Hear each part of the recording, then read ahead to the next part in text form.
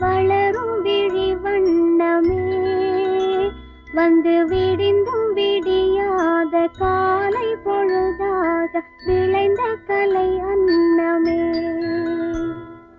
நதியில் விளையாடி கொடியின் தலை சீவி நடந்த இளம் தென்றலே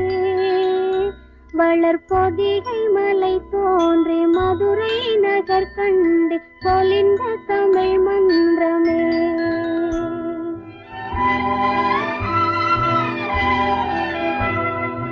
மலர்ந்து மலராத பாதி மலர் போல வளரும் விழி வண்ணமே வந்து விடிந்தும் விடியாத காலை பொழுதாக விளைந்த கலை அன்னமே